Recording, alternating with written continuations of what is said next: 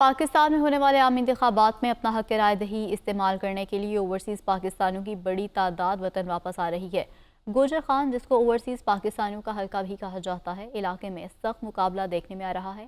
Peoples party کے امیدوار سابق وزیر اعظم راجہ پرویز اشرف اور نون لیگ کے امیدوار راجہ جاوید اخلاص ہیں۔ بیورو چیف دنیا نیوز UK نے حلقے کے عوام سے بات چیت کی ہے، یہ آپ کو دکھاتے ہیں۔ جی بالکل، اوورسیز کا علاقہ گوجر خان اور NA52 میں اس وقت میں موجود ہوں، جہاں پہ ایکچوئل میں لیول پلینگ فیلڈ جو ہے وہ فراہم کی گئی ہے۔ بڑا کانٹے دار مقابلہ نظر آ رہا ہے تینوں جو پارٹیز ہیں ان کے درمیان، بڑی پارٹیوں کے درمیان۔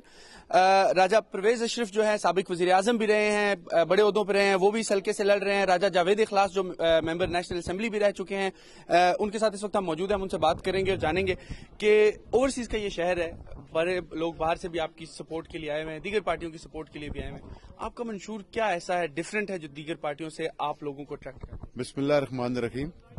اوورسیز کا بہت شکریہ جی، اور ہمارے حلقہ NA52 سے بے شمار لوگ یورپ میں اور سعودی عربیہ میں، امریکہ میں باہر ابراڈ ہیں، پاکستان کے ایمبیسڈر کے طور پہ بھی کام کر رہے ہیں اور زر مبادلہ بھی بھجوا رہے ہیں۔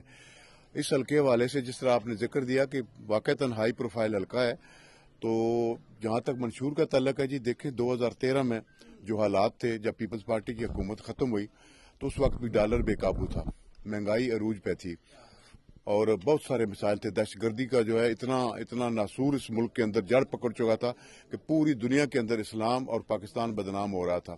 جہاں کہیں آپ چونکہ یورپ میں کسی بھی دنیا کے ملک میں کوئی دھماکہ ہو جاتا تو سیدھا الزام پاکستان پر، پاکستان کی ایجنسیوں پہ دھرا جاتا تھا۔ میں سمجھتا ہوں کہ جب اللہ تعالیٰ نے موقع دیا نواز شریف صاحب کو، وہ ڈالر بھی 100 روپے پہ آیا، مہنگائی کی جو شرح تھی اس ریجن کے اندر ہندوستان، بنگلہ دیش، نیپال، سری لنکا سب سے کم تھی۔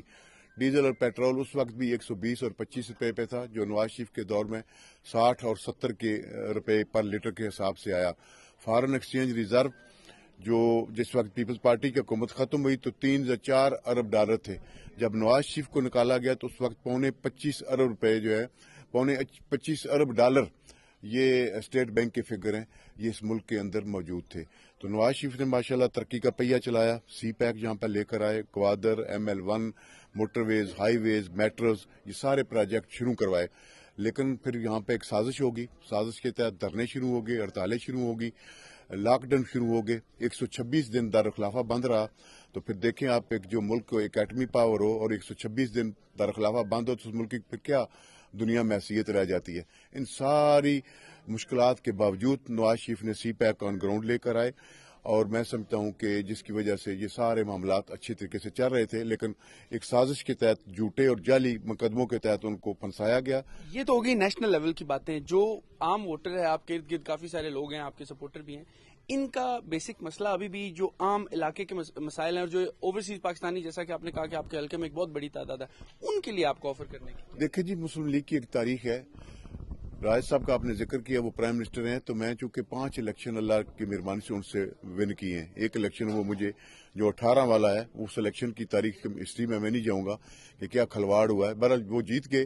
اور اس کے بعد یہ ہے کہ اس سارے عرصے میں مسلم لیگ کے حوالے سے، جس میں میری ٹیم میں بٹی صاحب شامل تھے، MP ہیں سابقہ 2 ٹائم، وارسی صاحب شامل تھے، اور بلدیاتی اداروں، مسلم لیگ کے دور میں 1985 سے لے کر 2017 تک 200 primary, middle, secondary, higher secondary, 6 higher secondary, 6 degree colleges اور 1 یونیورسٹی کیمپس بنایا گیا۔ راجہ پریشد کے کھاتے میں ایک بھی انسٹیٹیوشن ایجوکیشن کا نہیں ہے، ناٹ اے سنگل ون۔ یہی صورتحال ہے۔ اگر شہباز شریف 9-10 مہینوں میں اسپتال، RIC، cardiology centre, urology centre, یہ انڈر پاسز، یہ فلائی اوورز 10 مہینے میں بنا سکتا تو ان کی ہاتھ بندی تو نہیں تھے۔ یہ تو ایک کرپشن کا مجسمہ ہے۔ ان کے خلاف آج بھی کوئی 150 منصوبے ایسے ہیں جو صفحہ ہستی پہ نہیں، 19 ریفرنسز بلینز آف ڈالرز کے، رینٹل پاور، یہ ان کا جو ہے، یہ ان کی اچیومنٹ ہے۔ کسی وقت میں نے تو 3000 کلومیٹر سڑکیں جو ہیں، میں نے چیلنج کیا ان کو کہ آپ لے آئیں کو، اگر آپ کے پاس ہے گلی نالی تو ہمارے یہ چیئرمین بنا رہے ہیں۔